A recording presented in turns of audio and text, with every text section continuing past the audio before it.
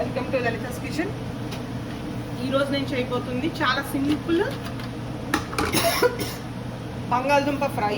బంగాళదుంప పిట్టు కర్రీ అంటాం మేము, బంగాళదుంప ఫ్రై అంటాము. బంగాళదుంప చాలా బాగుంటుంది. ఉప్మా కర్రీ అంటారు కొంతమంది. సేమ్ దానికి కావాల్సిన ఏంటంటే పోపులు మంచిగా ఒకసారి ఆవాలు బ్రేక్ అయిన తర్వాత మనము మినపప్పు వేసుకోవాలి. దీనికి ప్రిపరేషన్ ఏంటంటే ప్రెప్ వర్క్, పొటాటోస్ని బాగా ఉడకబెట్టేసి స్మాష్ చేసేసి ఉప్పు పసుపు కలిపి పెట్టుకున్నాను అనమాట. ఓకే, సో దానికి మనం ఇప్పుడు ఇవి బ్రేక్ అవుతున్నాయి కదా, మినప్పప్పు, ఇప్పటి జీలకర్ర, దీంట్లో శనగపప్పు వేస్తాం కంపల్సరిగా. ఎందుకంటే మధ్య మధ్యలో పొటాటో మ్యాష్ అయిపోయింది కదా, మధ్య మధ్యలో శనగపప్పు తగిలితే చాలా బాగుంటుంది.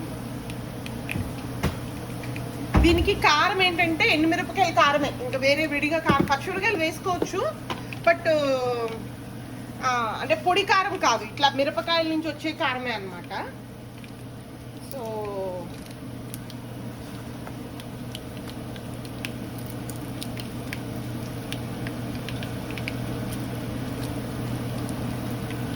అది కారము. పసుపు ఆల్రెడీ వేసేసుకున్నా కాబట్టి ఇంక ఇందులో పసుపు ఏమి వేయట్లేదు నేను. ఓకే, కొద్దిగా అల్లం, చిన్న చిన్న ముక్కలుగా దంచుకున్న అల్లము. దీనికి వెల్లుల్లిపాయలు, ఇవి కూడా బాగా ఫ్రై అవ్వాలి, కొంచెం బాగుంటుంది.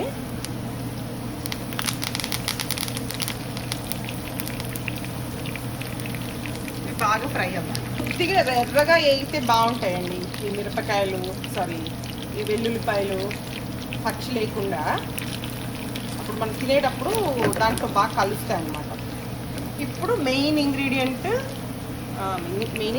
అని కాదు, ఉల్లిపాయలు ఇలా పెద్ద పెద్ద స్లిట్స్ లాగా చేసుకోవాలి. చేసి ఇవి బాగా ఫ్రై అవ్వాలి, చప్పగా ఉంటే బాగుండవు, బాగా ఎర్రగా ఫ్రై అయిపోవాలి. సో ఇప్పుడు మీకు కొద్దిగా అంటే ఇవి రెడ్ ఆనియన్స్ కదా, మనకి అంత తొందరగా తెలియదు.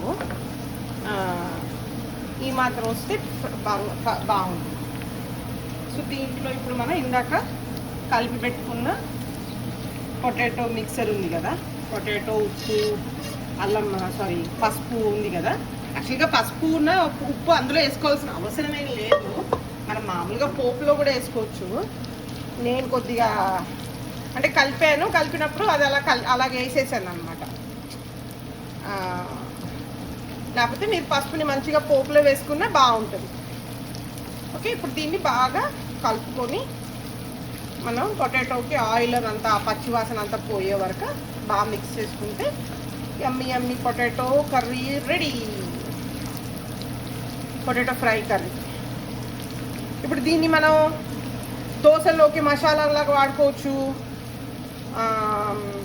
అంటే దీన్ని రకరకాలుగా చేసుకుంటారు.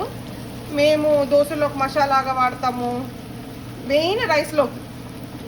నా one of my favourite curry అన్నమాట. మా తమ్ముడికి చాలా ఇష్టము, మా ఇంట్లో అందరికీ, చాలామందికి, మా హస్బెండ్ అందరికీ నచ్చుతుంది కర్రీ ఇది.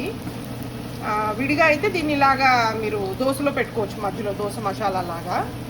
దానికి ఈ పచ్చిమిరకాయలు అవి ఇలా ఎండుమిరపకాయలు అవి ఇలా కాకుండా ఇంకొద్దిగా ఫైన్గా కట్ చేసేసుకోవాలి. ఎందుకంటే దోశలో తినం కదా, పక్కకి తీయలేము కదా దాన్ని. పోపు అది కూడా కొంచెం తగ్గించుకోవాలి, ఇంత పోపు వేయక్కర్లేదు దానికి. బట్ ఇలా వేసుకున్నాను, మేము నష్టమేం కాదు, బట్ చిన్న స్లైట్ వేరియేషన్స్ అన్నమాట. ఇప్పుడు దీంట్లోనే కొద్దిగా శనగపిండి వేసుకుంటే పూరీ కర్రీ అయిపోతుంది. ఒక లాస్ట్ టైం నేను ఒకసారి చూపించా కదా, కోల్కత్తా స్టైల్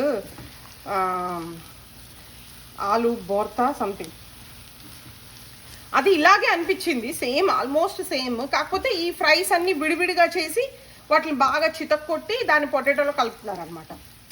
దానివల్ల ఏమవుతుందంటే కొద్ది రా స్మెల్ ఉంటుంది అనిపించింది నాకు. బట్ అది ఎట్లా నచ్చితే అట్లా, ఇంకా రకరకాల వేరియేషన్స్ ఉంటాయి ఒక డిష్ని. 10 ఐటమ్స్లో చేసుకోవచ్చు అన్నట్టు. ఇప్పుడు దీన్ని ఒక్క నిమిషం అలా మూత పెట్టేసేసి ఆ బంగాళదుంపలో ఉన్న పచ్చిదనం అంతా పోయే వరకు ఉడకబెట్టి ఆపేసుకోవడమే. యమ్మీ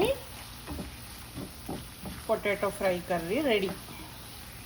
మీ ఇంట్లో ట్రై చేసి, ఇది చపాతీలో కూడా చాలా బాగుంటుంది, రైస్లోకి, ఇందాక మీకు చెప్పినట్టు దోశ మధ్యలో పెట్టుకోవచ్చు, పూరీలో కూడా బాగానే ఉంటుంది. పూరీలో చేసుకుంటే కొద్ది పలచగా చేసుకుంటే, లేకపోతే దీంట్లో కొద్ది శనగపిండి వేసుకున్న పూరికి బాగుంటుంది అనమాట, శనగపిండి కర్రీ లాగా. అంతే అండి, yummy curry. Try with your family, enjoy. Thanks for watching.